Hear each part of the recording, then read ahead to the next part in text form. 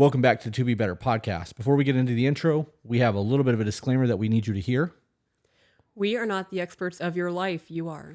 We believe that most relationships can be saved. However, both parties have to want it, and both parties have to be willing to do the work. So we speak in generalizations. If it applies to 90% of the population, and you're part of the 10% that it doesn't, it can be adapted to fit the narrative you're going with. And it's up to you to make that adaptation. It's not up to us to cater to every single living being on the planet. We just want to get the information out there, and you can make it applicable to your life as you see fit. So whether you decide to stay or decide to leave, you still have to make the changes that are necessary to grow. If you fail to do the work, you're going to fail in your next relationship. So why not do the work now before quitting? All right, so in emailing us, you are asking us for our unbiased, unfiltered opinions. If you're not ready to hear our opinions, do not email us. And there are certain topics that we will not discuss on this podcast, such as domestic violence, SA, or other assaults and addiction. Or children being abused. Speaking of the emails, if you guys are going to send us an email, please be as detailed as possible. Take a second to proofread what you have sent and make sure that you have punctuation, because if you have one long paragraph that is a run-on sentence and it is a difficult thing for us to read, we're not going to sit down and retype your email just for us to be able to read it on the podcast. It will get moved into a rejected folder and we will never see it. And last but not least, if you're not interested in having your email read on our podcast, do not submit an email. We do not do direct emailing answers. It is a scratch our back. We scratch yours. You send email for our content. We give you the opinions that you're asking for. And if you would like to have your email submitted, you can send it to tobebetterco@gmail.com. The number 2, bebetterco@gmail.com.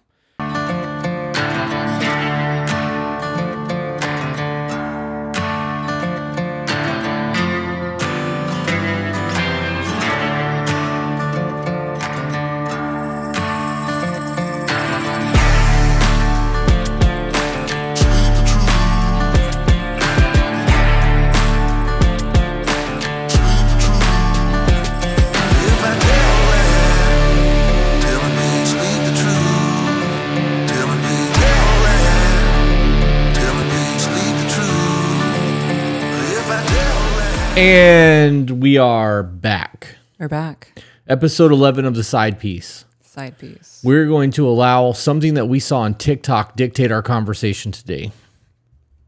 And I'm going to read it. All right. I don't even remember what video this is from. Mm-hmm. I really don't. I know that it got posted in a Discord because we were having... we weren't having. Some of the people in Discord likes to go and troll people in our comments, which is funny to me, so go them. But somebody wrote, being sub to your husband means when there's a disagreement, he wins. Why shouldn't there be equality? And you preach this BS.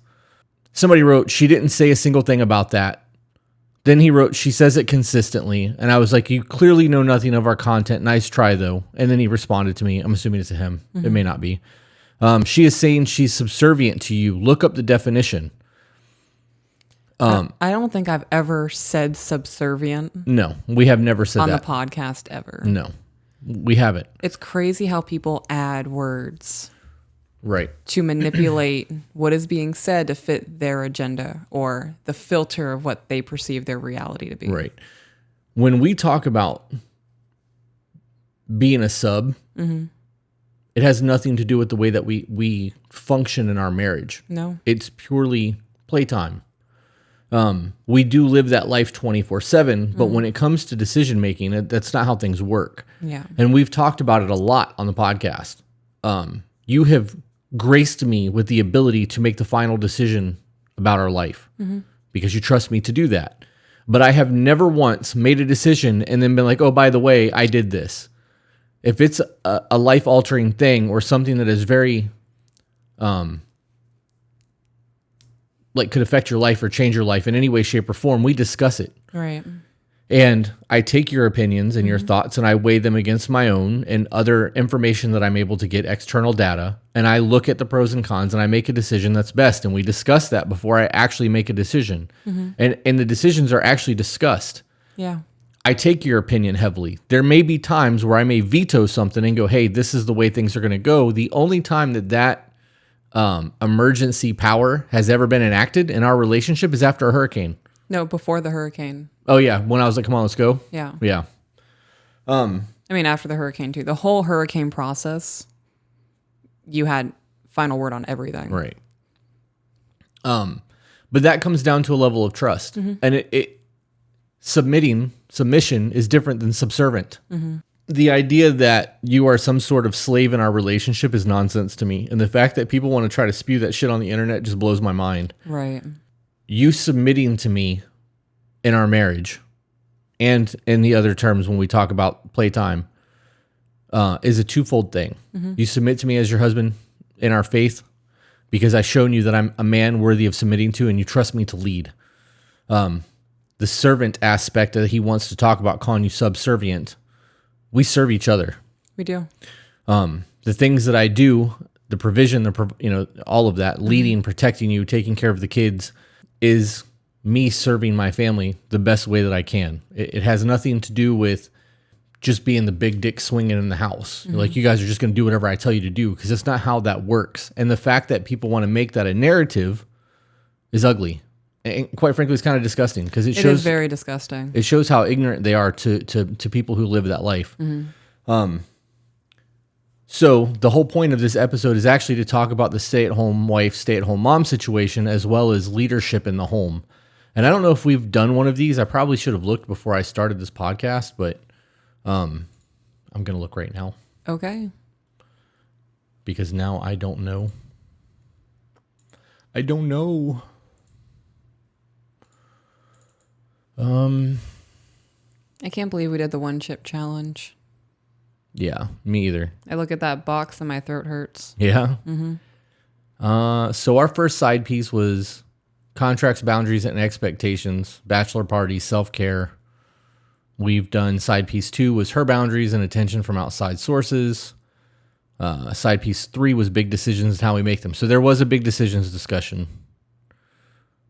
4 was corn. 5 was social media versus phone numbers, friends of the opposite sex. 6 was cheating. You guys can look all this up on YouTube if you want. There's a whole playlist of it. Side piece number 7 was co-parenting. 8 is the Discord finances, which just went live like a week ago. And then number 9 is nagging, which went live today. So this is episode 10. This is episode 10, not 11. So it's episode 10. Okay. And leading roles in the household. And yes, and leading and submitting and all of that. Stay-at-home wife, stay-at-home mom thing. So you said leading in the household. You are the ultimate head of the household. When it comes to maintaining the household, you follow my rules. Right, at your house. I live here. Right. When you come into the door and I just mopped, you're taking your shoes off. Right. When it comes to parenting the children, that's mine. We can have discussions of how you can be more involved if need be, or if you need to discipline, what that would look like. You never undermine me when it comes to the children. They see you as the traditional man and the traditional marriage. When it comes to handling them, though, you come to me before anything. Right. When it comes to the children. How else do I lead in the household? I want to be clear, too, that's part of that is because I'm the stepdad. Right. And not the actual dad. Because if I was the actual dad, that would look a little bit different. We would have discussions on the way the kids are going to be parented, and we would adhere to that, and we would be responsible for keeping each other in check. But because I'm the stepdad, I'm not trying to ever overstep in any way, shape, or form. So I wait for you to ask me to step in before I do anything. Right. But you are right in that you are the leader of the house in terms of this is your shit, because I don't have say in this. This is not my dominion. I just live here. Right. You make it nice and peaceful and clean and cook the dinners, and I make sure that the bills are paid and the food is in the fridge, and it's teamwork. I'm the leader of intimacy in this household. Well, you're a woman, so yes, you are. Yes, ma'am. I think that it blows my mind how many women fail to realize that they control the intimacy in their relationships at like 80 to 90%. Right. When you guys are off, everything else in the relationship doesn't sit right. I would say I am also the leader of how days would go. Like when I am off, you're off. Yes.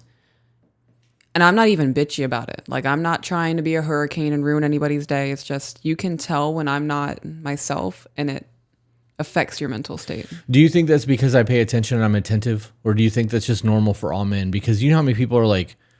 I think it's because you pay attention and you know how to read me. You know how many people on our TikTok videos will say shit like, he noticed that she was off and stopped the conversation and addressed it, and it's so amazing, blah, blah, blah.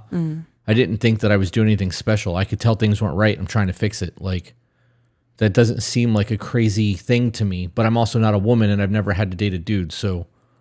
I would say it's not as common as you think it would be. Really? Yeah. You know, that's my perspective, right? Because we talk about that all the time too. Your perspective is your reality. So in my reality, all other men are like me because that's how I live my life. I know there's scumbags out there, but I give most men the benefit of the doubt. And I know that that's wrong.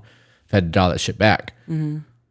But it's crazy that, like, when somebody first said that, I was like, is this like not normal? You know what I mean? Yeah. There's a lot of ways that I lead in this relationship to where if you were to take over, it would be... a disaster. It would be, yeah. It would definitely be... It would fall apart. Say it for what it is. I know it would. Yeah, there's things in that... you can do it. You can do everything that I do in the household, but you'll be fucking miserable. You'll have no hobbies. You won't have any aspects of your life that you enjoy, because you're taking on the role of what should be a team. Right. Do you know how drastically I would have to alter my life in order to take over all the things that you do while still doing what I'm doing? That teamwork effort that we put in makes all of this work as a cohesive unit. You know what I mean? Like, we're two cogs and our wheels are perfectly lined up. If you disappeared, everything else is just going to kind of fall by the wayside. I can't stress that enough. People are like, oh, you're just a stay-at-home mom. You provide so much value by being a stay-at-home wife and doing the things that you're doing that allows me to do those other things. I would have to have a whiteboard that is laid out with schedules written on it and like alerts in my phone, because things wouldn't get done. I would miss garbage days, even though that's my job and I do that very well. I have to keep in mind of what day it is. I know that we go live Sundays on Patreon. So the Patreon live days is my garbage day. And that's how I correlate that. So I have all these little things in my head about how I need to schedule my life around while still running a business, taking care of the podcast, the editing, Discord, right? Yada, yada, yada, yada, yada. I couldn't do it. Our life the podcast would have to go. There's no way that I'd be able to keep up with editing, computer, and all that nonsense. We would have like a 1 episode a week kind of situation if I had to take over and like do all that shit. Don't talk like that. Okay. Yeah, please don't do that to me. I'm sorry. I can tell you're actually getting stressed out. Because I know how much you do. Yeah. And I know how much I do. Like, and I don't take what you do for granted. You don't take what I do for granted, which is why we have gratitude towards each other. I am fucking grateful for the things that you do in the house. You thank me all the time for everything. I know that you're grateful for me too, but the idea of having to step back into that role of doing everything, I don't want that. It's not worth it. I've lived like that. I was fucking miserable. Right. I didn't mean to steal your show. It's okay. I love you. I love you too. I don't remember where I was going. I don't even remember what you're talking about. My point is leadership roles in the relationship. And people want to say that you're this overbearing, you have all of the power, I have no say in our relationship. There are multiple things where if you came into the house and say, this is how you're cleaning the floors now, you're not using this product and you have to change the days you're doing it, back the fuck up. Right. I have my schedules for cleaning. What is your reasoning for trying to dictate how I manage our household? That would definitely be a challenged conversation right there. Makes sense. Yeah. I'm autistic. I also don't do well with change. Yeah, I don't do well without a routine. Yeah. Me handing things over to AJ, like I handed over all the video editing. And because things didn't get done as fast as I thought they would get done, I stepped back in and took back over. I have, it's almost obsessive compulsive the way that I do things. And I need to know that things are done and scheduled and like all my ducks in a row, because if I procrastinate and things are not ready to go a week before they need to, I panic and stress out like, oh God, I only have a week to get this done. You know what I mean? And when I get close to the deadlines of things, I really freak out and I don't do well with that. So that routine is necessary for me. And I think that's another reason why we mesh so well together because we're like, okay, it's Monday. This is what has to be done. Yeah. Workout, yoga, cardio. You know what I mean? Like bank runs. Yeah. Yep. We do definitely thrive in that. Both of us do. Yeah. I need a sense of direction in life. I can't just Wing it.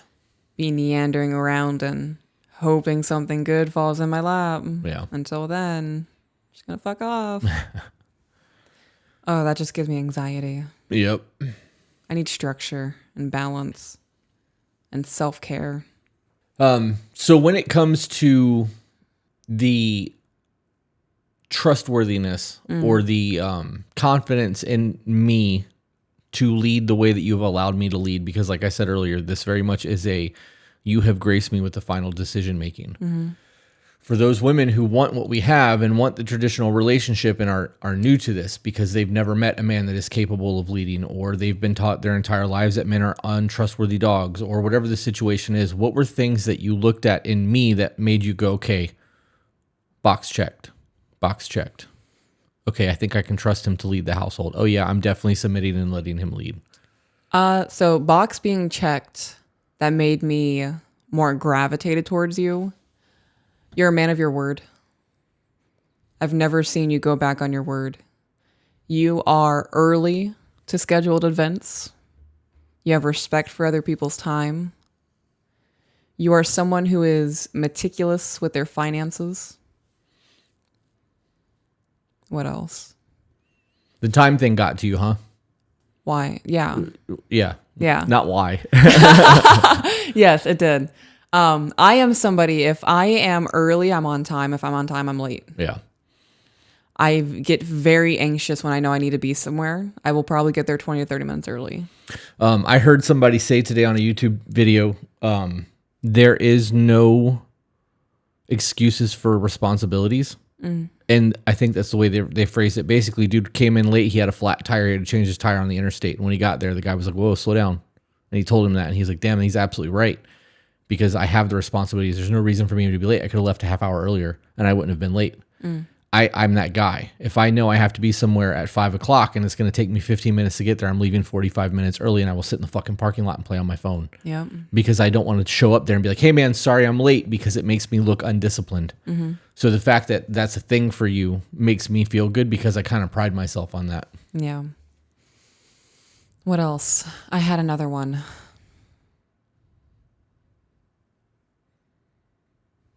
Oh, the way that you're respectful to people. What do you mean? So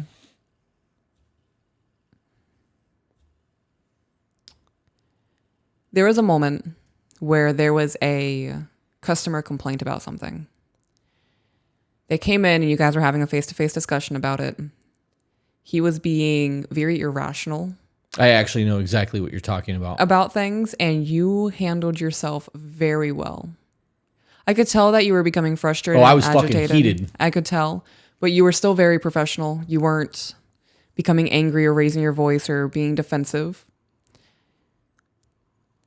The fact that you can control your emotions the way that you do in moments of tension or frustration or anger, especially with someone who is very clearly in their emotional state, says a lot about who you are as a man. It shows a lot of restraint and discipline.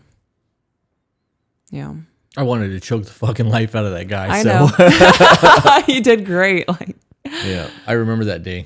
Oh boy was very in his feelings. Yeah. He's a big fucker too. Yeah.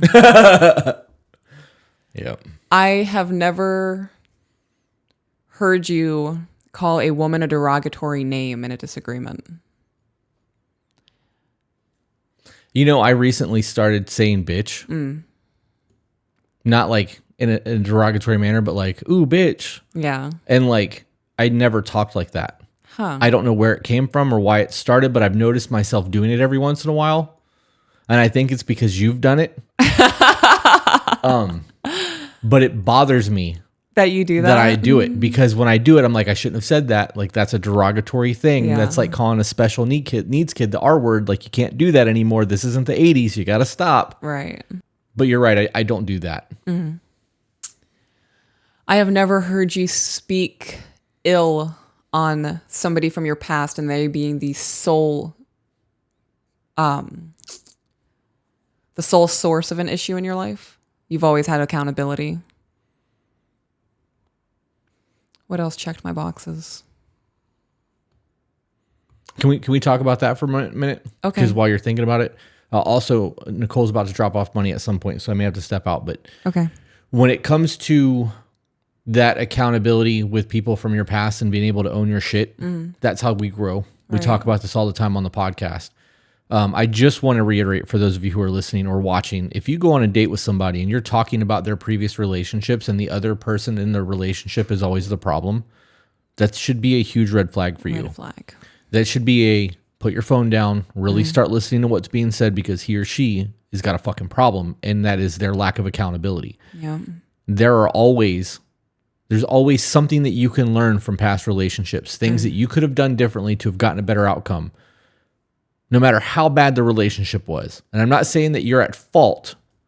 I'm saying that you have accountability. There are things that you could learn and be better. And in that scenario, you could have been like, well, if I would have just done this, then this, and this wouldn't have happened, which ultimately led to this. You may have to back way the fuck up to get to that point, but you can find it. Yeah. And I don't surround myself with people who throw shade and blame at everyone. Yeah, I don't do the gossip Mean Girls Club bullshit. If they gossip to you, they'll gossip about you. But I won't keep people in my circle that can't own their shit. Yeah. If they're telling me a story about how somebody did them dirty and they can't throw in something like, well, I did do this so I can understand that. Like, I'm good. I just don't want you around me. I agree with that. I think that's why our circle is so small. It is. It is, because I don't trust people. And I expect people around me to not come out with their hand out. And we get a lot of that, unfortunately. Yeah. So another thing that checked my box when it came to you, you're very upfront about your flaws. What do you mean? So you didn't hide the fact that you have BPD. You admitted the things that you've done wrong in your past, the people you've done dirty. I'm sure there's things I still don't know, but really, like, there was no stone left unturned by the time that we started getting serious, because you were upfront about all of the things from your past. That comes with acceptance. Yeah. Right? Because I could make excuses for every wrongdoing I've ever done. It's not going to change anything. I've accepted my past. Everything that I've lived through has gotten me to this moment. Yeah. And I like who I am in this moment. I like what I have in this moment. I like where the future looks like it's going in this moment. God has given me a lot.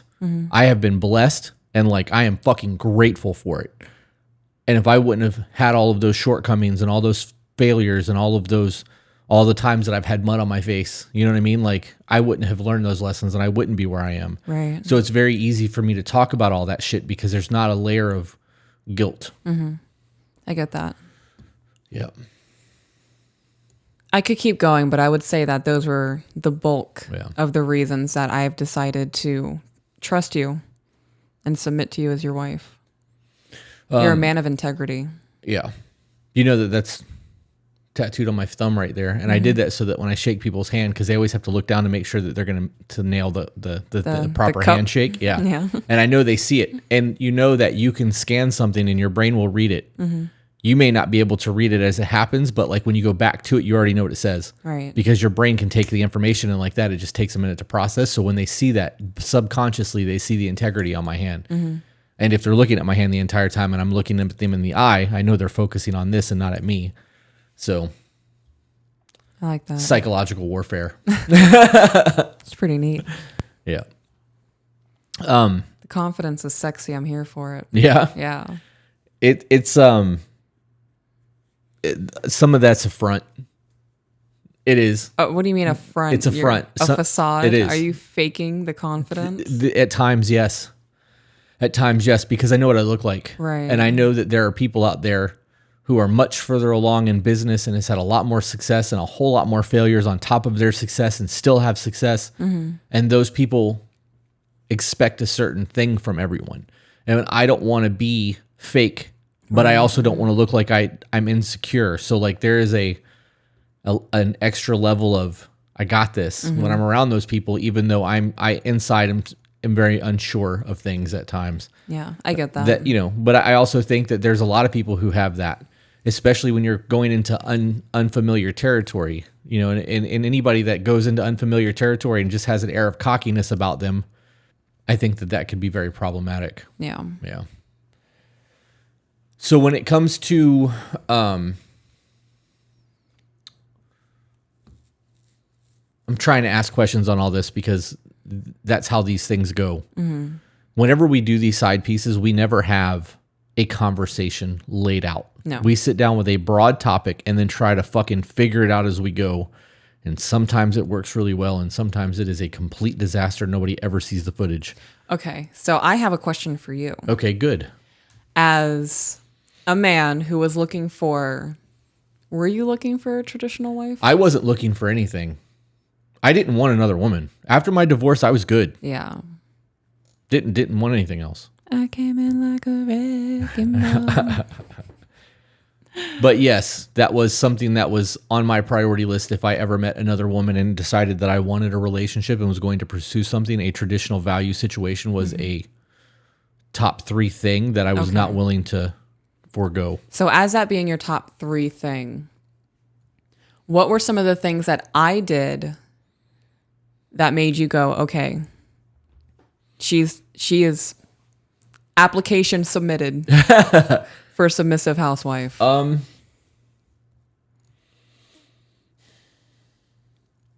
See, this is kind of difficult because we actually did things the way that you're supposed to. Mm-hmm. We courted, then dated, then moved in and married. You know what I mean? Right. Like, it wasn't just a, hey, nice butt.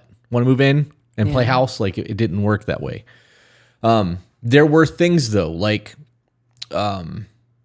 came over once and did my laundry without me asking, which was weird. The first time you did that, I was like, are you doing my laundry? And you're like, yeah. I'm like, oh, okay. Okay. Yeah. And then there was another time that I had mentioned needing some things from Target, and like, I really don't like going to the store. And you were like, I got it. And you did. And you just fucking did it. You went shopping for me and brought all the shit to the house and like put everything away and like did the kitchen up and then cooked me dinner. And I was like, okay, so she did my laundry. I avoided Target. Yeah. And I got dinner and I didn't have to put anything away. Like, she just did all of it. Like, what do I do now? Like, right. So those were some of them. Yeah. There have been other things that you have done throughout our marriage that solidifies our role in things. Not questioning me in times of uncertainty is a big deal. Trusting me during the hurricane, that whole process has been very refreshing because you could have picked a very shitty time to be combative about things. We almost had issues because other people during that time frame, but things just kind of worked out really well for us. I know why they worked out for us, because it was to get us to where we are currently. Mm-hmm. And when you look back on all of that and you track that out, you want to talk about some blessings and the grace of God doing things in your life. Yeah. Whew, miracles. So trying to think of how I can word this that other people are going to get it without me being an asshole. Every man on the planet has asked a question and been like, for the answer. Mm-hmm. And then like that answer came that way. So they were for a reason. You know what I mean? Yeah. And I've like, okay, she's not doing that. Okay. Yeah. And then the next time I didn't wince. The next time I just said what needed to be said, and there was a really easy conversation. That falls into letting your husband lead. Mm-hmm. And looking back on it, I get that, because you did want me to be the leader in the house, and you didn't really question a lot of things because you trusted me.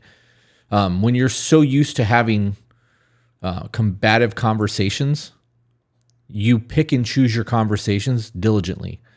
There's no reason to have a conversation about the small stuff if it's going to become a conflict. Mm-hmm. So you wait until it's the big things, and that ends up being all you discuss. Knowing that we can discuss those small things and there's not going to be conflict makes it so that it's a lot easier for me to have a conversation with my wife about our household. Mm-hmm. There's a lot more structure. There's a lot more listening to hear, and you let me just vent. and not vent like bitch and complain and whine, but like I psychobabble. It takes a lot sometimes for me to stop myself because I get, we have to watch The Aviator tonight so that when I make Aviator references, you'll get it. Okay.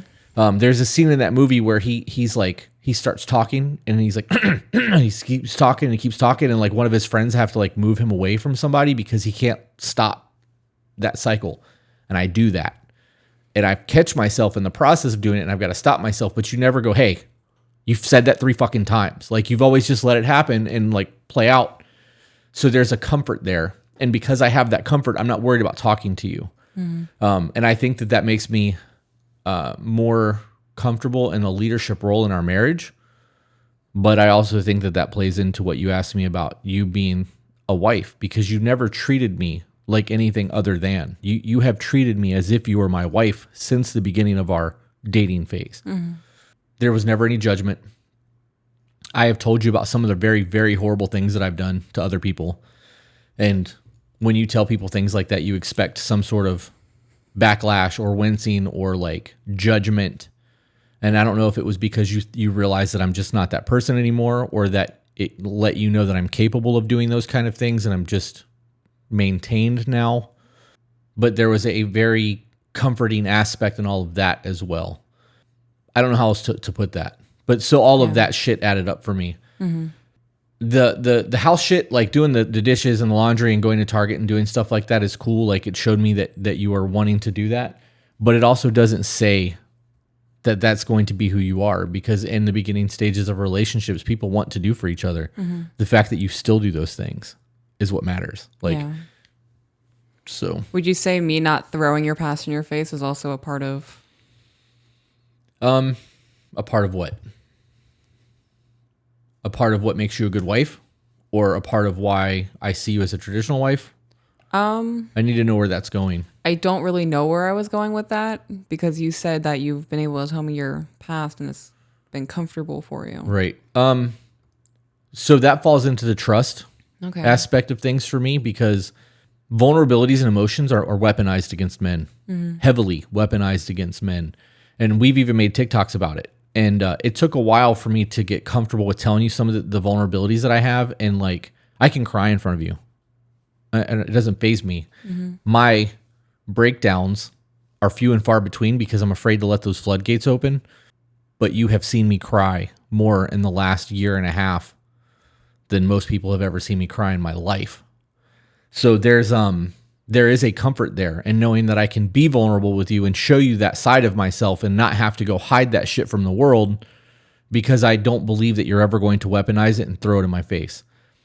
I don't know if that's what you were asking me, but there has not ever been a time where you were like, well, at one time you did. Like, that's just not a thing. That's not something I have to worry myself with. Okay. Is that what you were asking, or did I take that in a completely wrong direction? No, I don't even really know what I was asking, but that was a very good answer. Okay. And I think that ties into, I would say, less traditional roles, more of just what you should be seeking for in general, right, in a marriage. Okay. Do you think this is going to be a very hot button question? Do you think that it serves younger women to date older men? Yes.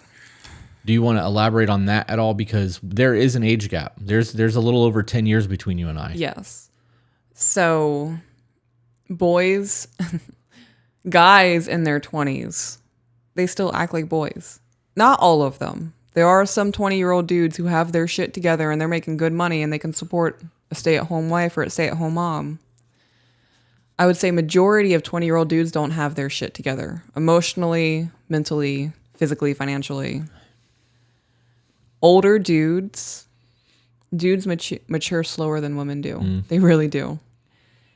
Scientifically proven. If you want to look it up, Google it. I'm not going to reply to you in the comments answering what my sources are.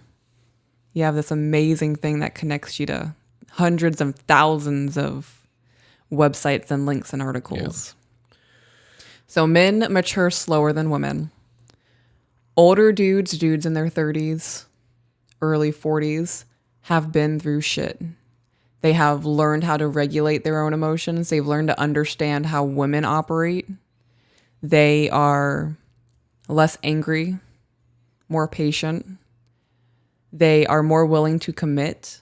They want to settle down and have a more calm and peaceful life. They don't want to have drama and the gossiping and the he said, she said bullshit.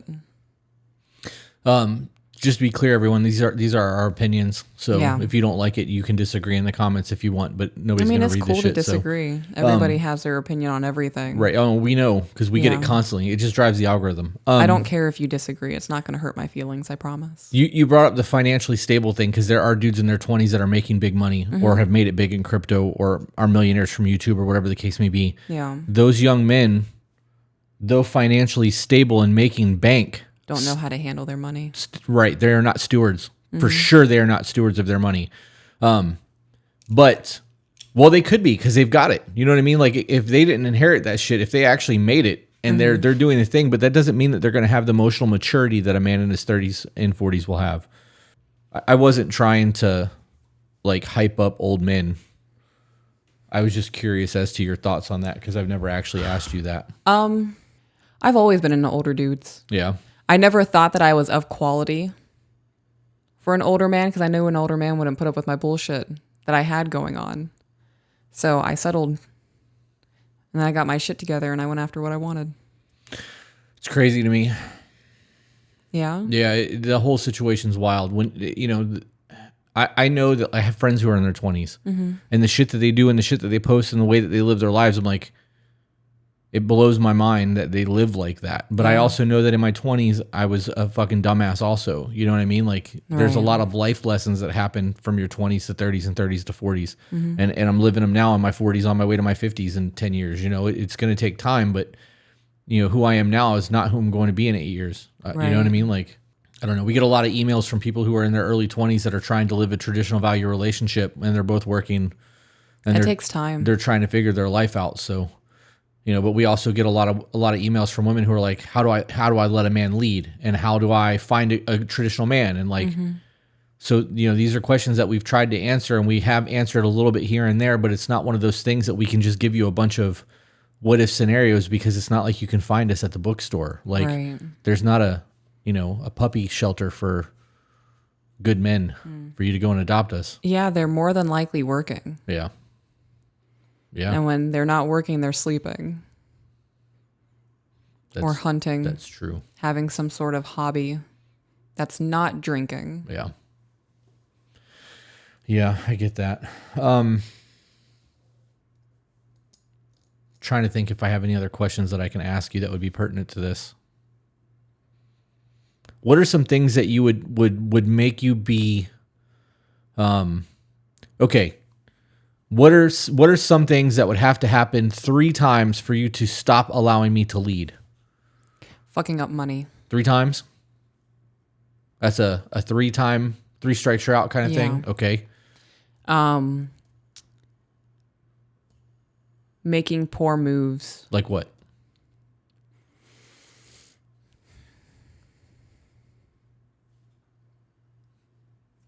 Like quitting a job before you have another job? Yes. Okay.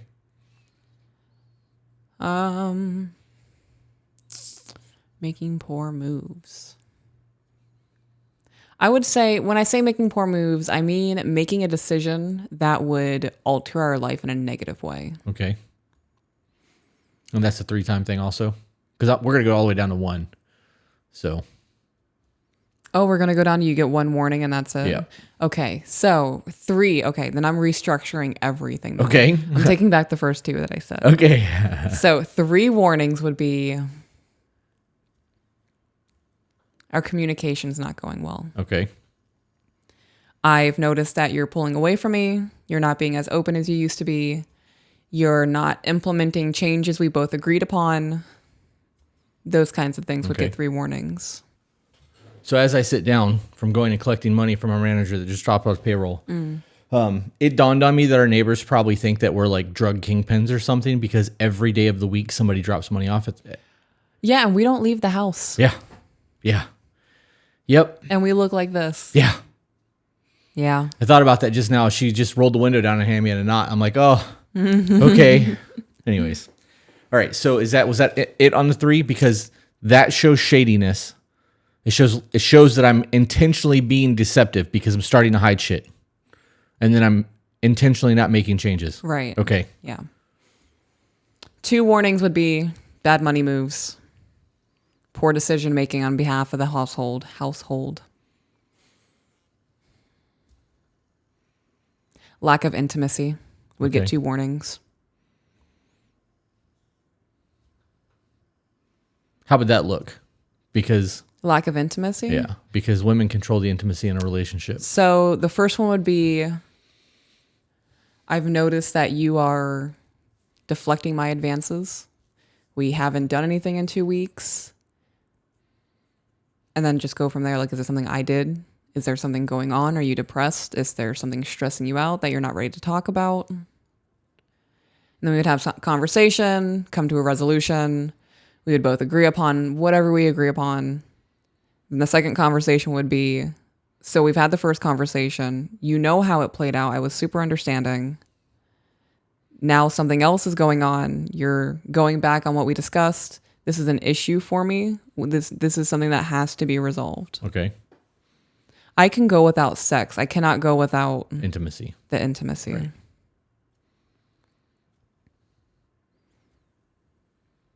One warning would be cheating. Yeah. And this is not, we're not talking about ending the marriage in this. We're talking about you taking back the ability to let me lead. Oh, to lead? Right. Okay. The ability to lead. Then the intimacy one's also not valid for this conversation. I totally forgot the main point. Okay. The ability to lead. So those 3 things for you, or those points for you would have been things that would make you want to end the marriage. No, things that would be massive issues for me. Okay. Like this is going to be the discussions, and then from there, I guess this is just how we're living our life. Okay. I just want to make sure that we're on the same page, and I don't want to cut all that out. So yeah. With you just saying what it was, where your head was with that, I don't have to cut it now. Okay. So you allowing you to lead, challenging your leadership. That's a better way to word it. What are some things that I would do that would make you challenge my leadership or take it away? Irresponsibility. You would get 2 warnings for irresponsibility. Right. Forgetting to pay bills. Mortgage payment was late. You know, and me saying that, how clear it is that you have the say. Because your choice in submitting to me and letting me lead can be taken away at any time. Oh, yeah. I can make your life living hell. Right. Thank God you don't, but you could. That idea of you just being some nobody in this house and being a stay-at-home wife and not having say or power or anything in a relationship is really asinine when you think about it. Right. Because you allowing me to make the decisions is basically your power saying it's okay, you can do that for right now. Until you show me that you can't, you just go ahead and do your thing. And then when you're like, okay, you can't, and you take that power back, obviously there would be a huge power dynamic in our house, and there would be a lot of back and forth, and it would create a lot of issues because we've lived our life this way for so long. But when you really look at that situation, the ball is in your court. You're allowing that to happen. It's not a matter of me just doing whatever the fuck I want and you idly sitting by with your head between your legs.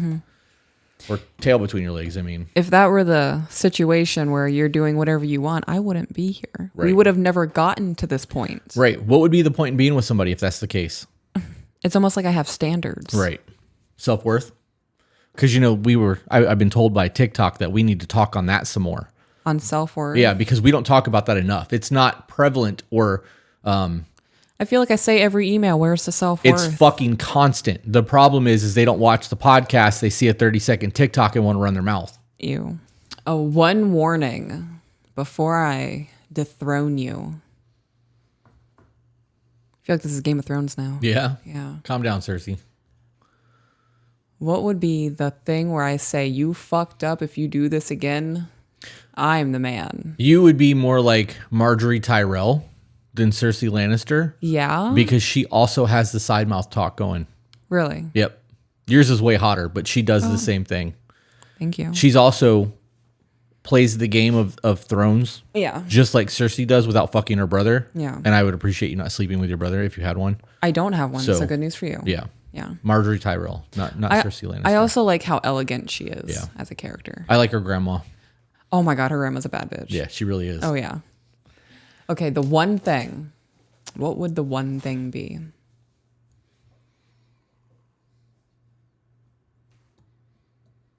Just one warning, one and done. Yeah, I'm really thinking on it. What does that say about our relationship that you've never had to put any thought into this and like I am able to just make sure that things are done and like we serve each other to a point where this has never been a discussion. Right. I can't think of a single situation where you would get one warning and I'm taking everything. Like I'm going to take charge of everything because I can't trust you to leave the house. I can't think of a single thing. You know what that means? That there has not been any type of snowballing or avalanche effect happening in your head with our conversations. Things are obviously getting resolved in a true resolute because it's not festering. Yeah, I'm not harboring anything. Harboring. That's what I was looking for. I can pinpoint a couple of moments in the relationship where I have, there's been disruptions or tension and I don't feel good about that happening with us, but I can't pinpoint you saying something that I'm like, oh, I can't believe he said that 3 years ago. Yeah. Asshole.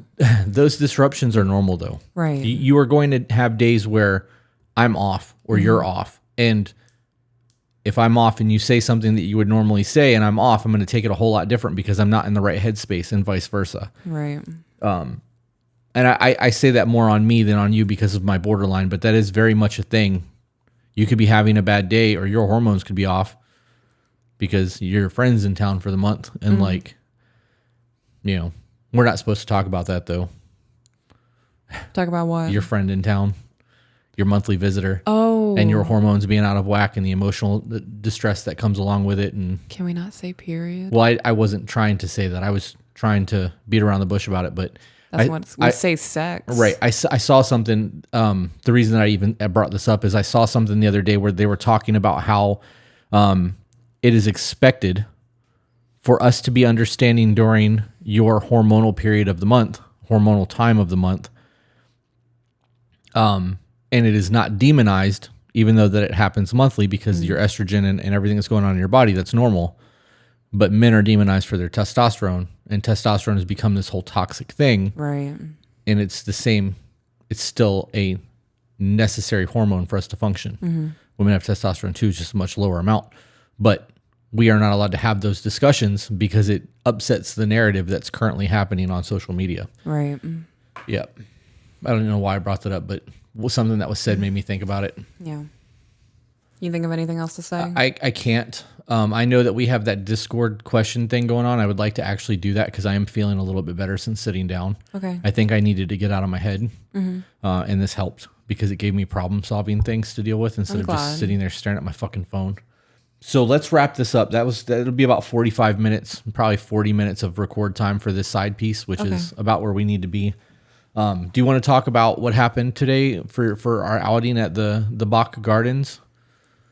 Just like talk about the experience? Might as well. Try to get it to an hour so that there's an hour podcast and not less than that. So we went to Bach Gardens. I knitted the whole way up. I am working on the bamboo stitch and I am absolutely over it. I finished it. I had to restart it 4 times and I didn't get frustrated. Did you nail it? Do you have it down? I would say I have it better than when I started. Okay. So there's definitely some flaws and you can see my progression of starting and missing things and fucking up to the end. The tail end of it's pretty decent. I put it on a sweater. I'm not going to lie. So I did that on the way up there. We had some conversation. I enjoy being in the car with you. Yeah. Even when we're not talking. We listened to a sermon on the way up this morning and back. It was a very peaceful, happy relationship moment for me. It's the first time that we've gotten out of the house with no real work related scenario thing attached to it. Yeah. In a while. Mm-hmm. So it was definitely nice. We did talk. We didn't have a whole lot of conversation because we were actually listening to the sermon. We did talk about the sermon a little bit. Mm-hmm. We talked about the podcast a little bit too. I don't think that I realized how much I needed to just unplug. We left our phones in the car. That was our date, essentially. We left phones in the car. We walked around the garden for like an hour and 20 minutes. She bought a plant. I got to hear bells in a tower. Yeah. It's called the Singing Tower. I heard the bells go off 3 times because it's every 30 minutes. And there was this one really, really deep bell. Yeah. And it went gong, and you're like, da-na-na-na-na. And I was like, hell yeah. That's a core memory for you, huh? Yeah, definitely. All I could see in my head was the beginning of Zombieland. Yes. Yeah. Perfect. You got some pretty decent photos. I took a couple. I don't think I'm even gonna edit them. No. I like landscape photography, but I like the scenes have to be there. Mm-hmm. And I like taking pictures of bees, like because they're hard to shoot and get right. Right. But I brought a 50 millimeter lens today. I didn't bring a macro. I didn't bring a telephoto zoom. Mm-hmm. We were possibly going to stop at the camera store on the way back. We opted not to do that because my head's just not there. So right. Logically, I know that with the way I was feeling, had we went to the camera store, I would have maxed out a credit card on a dopamine response to try to make myself feel better. I'm so glad we didn't go. Right. This is one of the reasons why I made the active decision not to do that, because I've been focusing on paying off our debt, not creating more of it. So, but you got some dope photos. Yeah, I got it. My favorite one's a sunflower photo I got. My favorite that you got is that lizard, because it's very like natural orange tone light. Mm-hmm. It's just a good picture. Like it does it for me. It's very appealing. Is my photography getting better? It is. Your editing needs to get better, but that comes with actually like learning to edit and not just apply filters. We have to take more pictures. Yeah. Yeah. And I need to sit with you while you're editing to show you the sliders and shit like that, or you have to watch YouTube videos. The problem with editing is that you can do a lot in Lightroom.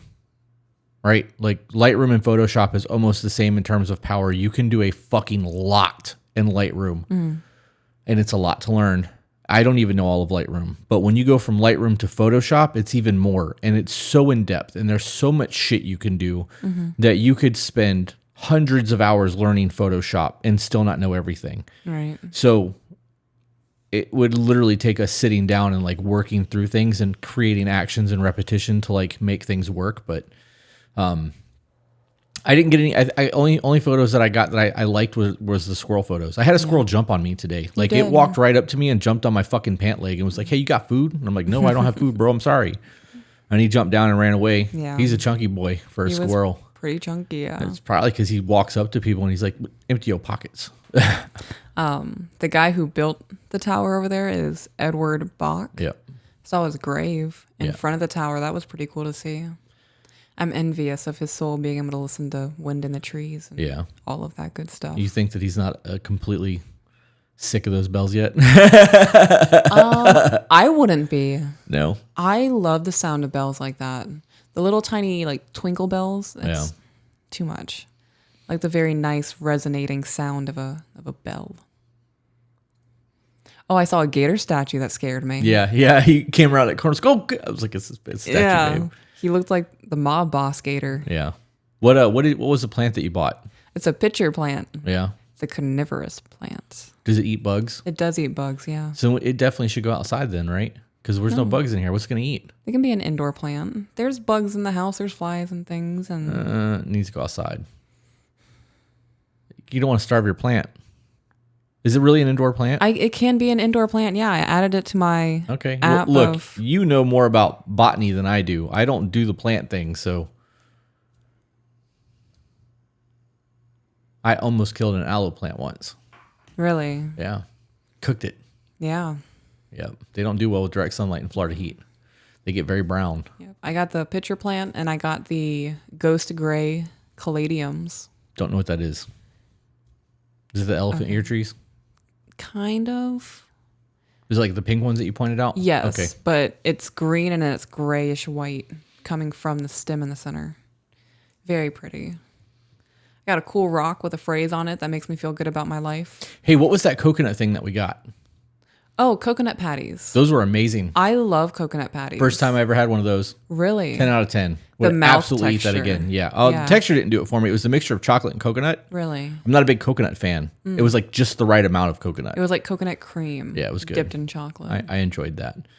Where would you want to go next? Like, there's really not a whole lot to do in Florida. Like, even the Bach Gardens is the tower is super cool, and they have a garden it was nice outside today. It was like 70 degrees out there. I didn't break a sweat. It was amazing. I loved it until we got near the water, and then I got raped by mosquitoes. But I don't like that's the second time I've been out there. Now that you've been there, I'll never go back there again unless I'm going to go feed that fat squirrel because he feels cheated. He jumped on me. Yeah. Like, I'm almost positive if I had food, I could have petted him. Yeah. I probably got bit, and squirrel bites suck, but it would have been dope. But I don't want to go back out there. It's just not there for me. And like, we've been to Jupiter Beach.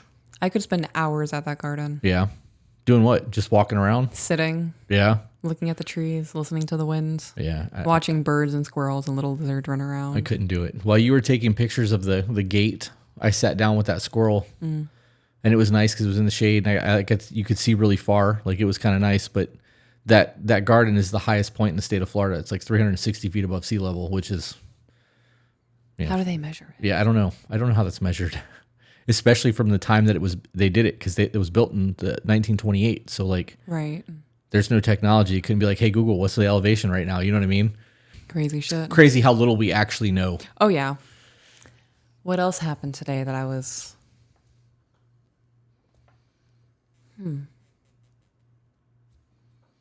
Oh, we saw some really cool butterflies. I saw some really fat bees that had a bunch of pollen on their legs. Yeah, those bees were different than the ones that were at the Naples Garden. They were chunky. Yep.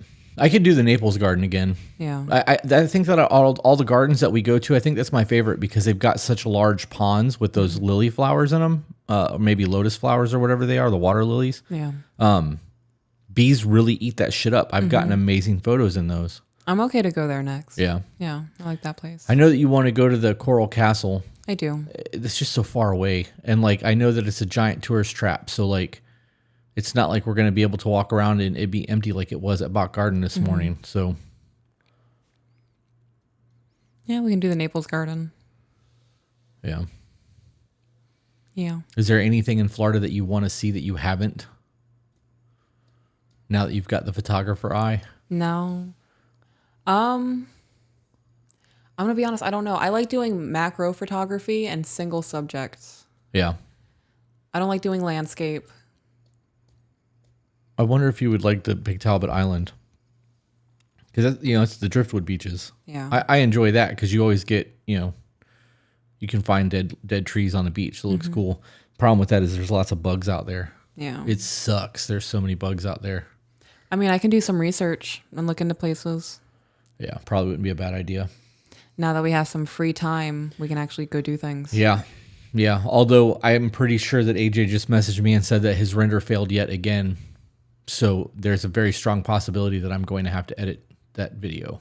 Tonight? No, I'm not doing it tonight. Okay. No, I'm done. When we do this, I do want to do the Patreon thing because that'll probably be an hour, and then I want to watch TV. I would like to actually sit down and watch a movie with you. Okay. Although it's 6:45, I may not even do the Patreon thing tonight or the Discord questions. We may just call this and go watch TV and just be bums. Okay. I don't have anything else. We're still not at an hour. We're still under an hour. I thought we were at like 40 minutes. Yeah, we're at 59, 51, but when I cut it, it's going to be like 50. Okay. So you guys don't even get a full hour from us today. That sucks. Get wrecked. It is what it is. We'll see you guys on the next one. Bye, guys.